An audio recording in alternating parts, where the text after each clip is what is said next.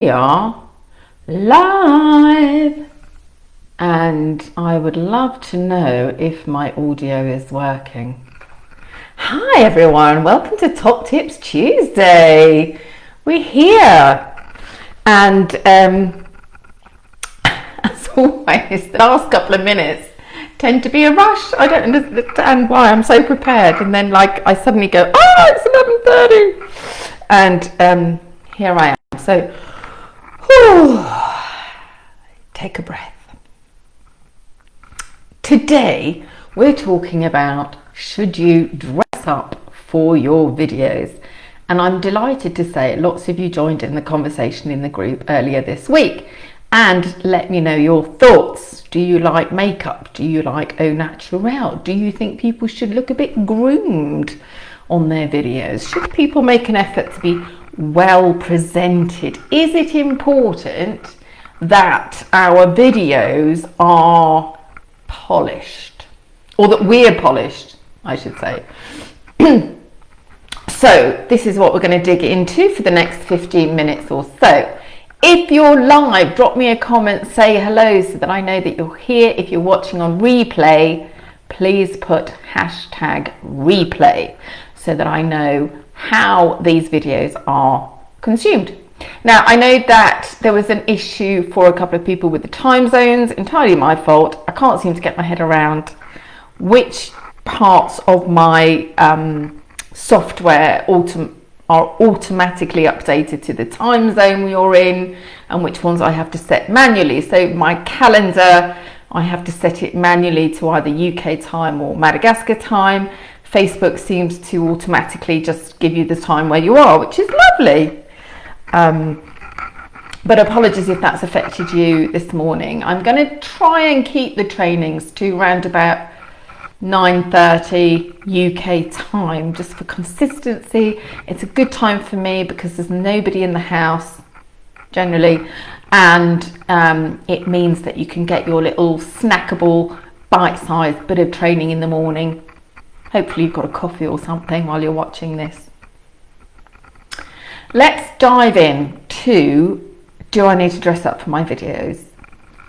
And first of all, I wanted to talk a little bit about where we get our ideas from, where we get our preconceptions about what makes a good video presenter, what makes a good video. And I think if you are, I'm going to say over 40, your first impressions of seeing people on a screen are going to be from TV. And I'm not talking about actors, I'm talking about presenters, probably newsreaders. And newsreaders, as we know, are very, very, let's say, polished, groomed, right? The ladies seem to have an array of blazers in every rainbow colour with matching understated jewellery, lovely neutral makeup. The men are in shirts and ties and jackets. And I guess this is where I get my idea from, and particularly since we are getting used to this, what we call newsreader framing, that most people use on Zoom and use on training videos and lives. So that's where most of us get our ideas of what makes a presentable presenter. So no wonder then that we feel more comfortable, more familiar with people who do make an effort on their videos. However, for a younger generation who are more used to social media, I don't think that's true. I think because we consume so much video nowadays, I think if you've been brought up with video content, as lots of younger people have, then you're used to seeing people much more in their element, much more, I guess, natural, as it were. Obviously, if you follow makeup artists, you're going to see people doing makeup. If you follow fashion designers and stylists, you're going to see people with wonderful clothes. But if you follow some of these really random YouTube videos that young people seem to like, then you're used to seeing people just in their everyday, jeans and t-shirts and going about their business, doing, pretty weird stuff, eating, pranking, TikToking, dancing. I saw one today which was a dad modelling his daughter's crochet crop tops, which seems to have gone viral. So we are used to nowadays seeing people in all sorts of situations and wearing all sorts of clothes. But I think for a lot of us, we still have that initial impression of being presentable as a presenter, right? Makes sense. So, I'm going to tell you a little bit about some of my experiences. When I first trained as an actress nearly 20 years ago now, we were very much told that we had to be malleable. We had to have long hair, not too dyed, no showing tattoos, no jewelry, be very understated, because the whole point was to be a blank canvas that the director could paint upon. And that was quite restrictive in a way, having to keep hair long. Nowadays, I don't think it matters at all, honestly. And even tattoos, sorry, excuse me, while they were a big no-no, I mean, they're so easily covered up nowadays.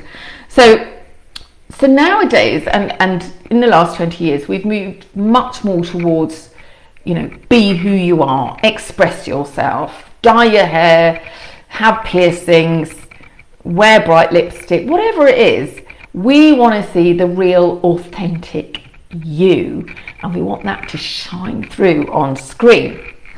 Now, recently, well, it was at the beginning of lockdown, so it must have been March, April 2020, I watched a live video, and it was really shocking because the lady in question, full face of makeup, hair coiffed to within an inch of her life, and some like super, I think it's powder blue suit blazer thing on. Now she looked amazing, obviously, but I was just mouth open because she looked a bit like a pantomime dame.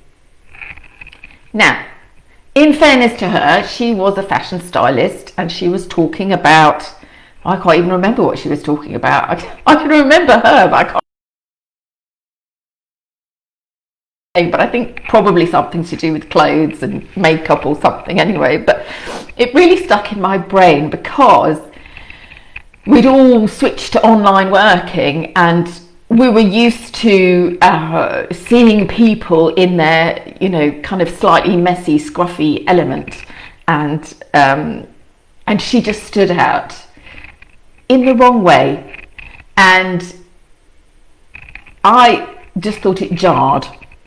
So I guess what I'm getting at, and what some of you have said already in the discussion, is that it's about being appropriate. It's about being you, but it's also about being appropriate to your environment. So, for example, as somebody said, if you're doing a gardening video, we aren't going to expect you to see you in your wellies and your coat and dirty fingers. I mean, it would be weird to see you in a blazer. Me, I like to put a bit of lippy on. I like an excuse to put some makeup on. I like an excuse to try and tame my hair. And today I put my little sparkly top on, mainly because I'm cold. But it makes me feel like I'm going to work. And this is my work. This is what I do. Part of being a video coach is obviously being on video, but also training and offering value to my clients. And that's why I'm doing these lives in my group every week. So for me, I have an aspect of dressing up that makes me feel like I'm going to work and makes me feel better about myself. Wearing a bit of lipstick, wearing a sparkly top gives me a bit of confidence, and perhaps that kind of translates on screen as well, that I'm being professional, as it were, because I am a professional and I am helping professionals. So I want to be in their workspace. I don't want to be in my pajamas, and I don't want to be, looking as if I just couldn't be bothered today. Because again, I think this thing about dressing up is, it's a lot to do with kind of showing a bit of respect to your audience. And this reminds me of my family. So my mum and stepdad are kind of deliberately scruffy because they're academics, and they are upper middle class academics who think that being scruffy somehow equals being intelligent or above, you know, having to make an effort. And I've always enjoyed dressing up. I mean, I've enjoyed costumes as much as anything, and I've loved makeup, which my mother thought was horrendous and was terribly vain of me, even if I just wore mascara.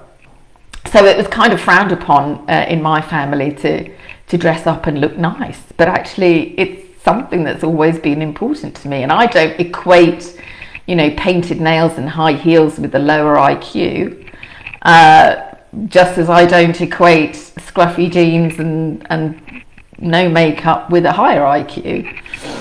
But it's interesting, isn't it, that perception that we have of people. And so for me, it is important to be in a professional space and look as if I'm making the effort, because I am here for you and you're my audience. And I don't want to roll out of bed and just do some slightly rubbishy, rambling video. You might be surprised to know that I do prepare for these videos. I do a bit of research and I make notes, and I'm referring to them here. So it isn't just random. So the most important thing, I think, is that you feel good about yourself. And when it comes to dressing up for videos, the issue, I think, is that we can let it hold us back. I have off days. I have days when I think, oh, I'm supposed to make a video. Just can't be bothered. And, oh, I was going to do this, this and this, but, oh, I'm just not in the mood. And conversely, I have days like today when I've made an effort and I've put some lipstick on, and I might go away and make some videos now because I'm ready for it. But what often happens is, and I know this because I talk to my clients and this is what they tell me, and I have days like this as well, often happens is that you go, well, I would make a video, but my hair is awful. I would make a video, but I need to put some makeup on. I would make a video, but that blouse I wanted to wear is in the wash. I would make a video, but I need to lose 10 pounds before I'm presentable on screen. I would make a video, but I don't have the studio space. I don't have the technology. I don't have the equipment. So, and on and on and on it goes, right? So we make excuses, we put obstacles in our way, and appearance is probably the number one factor that stops you from making videos, I would say. So there's got to be a balance. By all means, if you have a signature look, if you're in fashion or makeup or skincare, then perhaps you have an image that is important to you and is important to your customers. What I would say is the most important is you. You and your wisdom and your wonderful information and the value that you're giving people. That is the number one priority. So if you have something to say, if you've made a commitment to do some training or go live in your group, and for whatever reason you haven't got your best lippy on or your fancy hat or your tiara or whatever it is, don't let that stop you. Please don't let that stop you. There's enough obstacles already in the way of us getting on with stuff, whether it be videos or anything else in life. Don't let your appearance be another one. If you want to dress up for your videos, great. And if you don't, that's great too. There's a time and a place for everything. But above all, check in with yourself. Am I stopping myself from doing videos because I haven't got the right lipstick? Or is there something else going on? I think 9 times out of 10 there probably is something else going on. One of the things I teach with my clients is to kind of get over that self-consciousness, get over that self-limiting belief, get over that obstacle that stops you from hitting record. And you know what? Once they've done it a few times, like everything, it takes practice. They all come back to me and say, oh my God, I didn't know how easy it could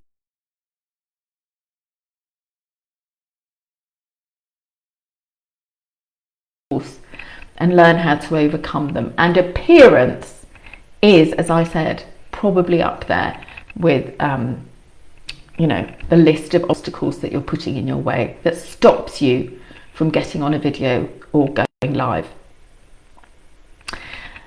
I did a video once way back, and it's probably in the beginning of this group, when I was sick. I was in my sick bed. Actually, it was a two-part video because it was demonstrating the power of vocal warm-ups, and I was really fluey, but I had a film shoot and I had to be on set that evening. It was a night shoot, and so I did a quick video from my sick bed in the morning to demonstrate how sick I was, and then I did another video when I was on set to demonstrate the value of vocal warm-ups and how it got me through the film shoot. I wouldn't recommend it. There we are, we're just coming in just over 15 minutes. I hope this has been of some use to you. As I said, please put hashtag replay in the comments. Let me know if you've had any nuggets from this. If you agree or disagree, I'm very happy to hear your viewpoint. And let me know if you feel you should dress up for your videos. See you later.